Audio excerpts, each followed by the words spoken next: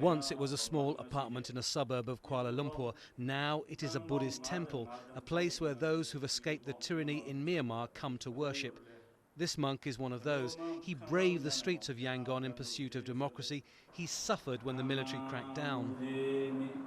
4 of my colleagues were killed in the demonstrations.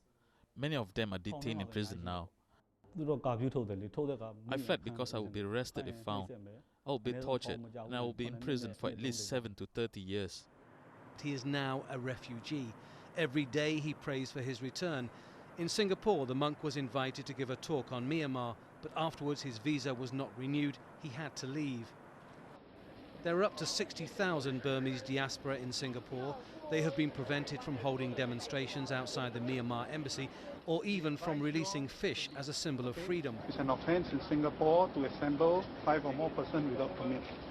The Burmese people, have well disciplined, and we know, what is right and wrong, and we are people who love peace.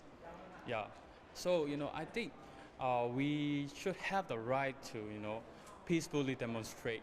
We certainly can allow the expatriate Burmese community in Singapore to speak with a louder voice, to add to the international chorus. We are not allowing them to do that, and I think that's a bit of a disgrace. It is also a bit of a disgrace, some say, the way this modern progressive island nation is doing business with Myanmar. This hospital is where members of the military junta and Myanmar hierarchy come for treatment. It's just one of a wide range of business dealings and connections between the two countries. Mostly it's trade and finance. But outside of the government here, no one really knows the full extent of those business dealings. Bowing to pressure from the United States, Singapore has revoked the operating license of Air Bagan, which is owned and run by Tay Zar, a Burmese tycoon who has made a fortune from working with the generals. What we are doing here, the few of us Singaporeans, is pressuring the Singapore government to come out, to show its books, to be accountable, to be transparent in our transactions, first of all, with Burma. What are our dealings? It's not just Singapore. Other Southeast Asian countries such as Thailand and Malaysia have strong business ties with Myanmar. ASEAN, the Association of Southeast Asian Nations, has, so far, been largely ineffective in dealing with the Myanmar problem. But many are saying that now has to change.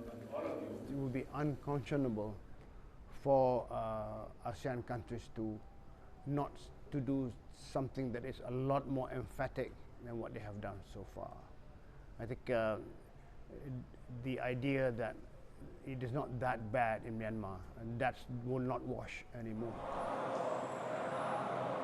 The departed of Myanmar know how bad it is.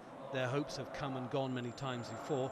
Forced to flee their homes almost without a voice, they seek solace in their religion. But it will take more than just prayers for them to be able to return to a free and democratic homeland. Tony Birtley, Al Jazeera, Singapore.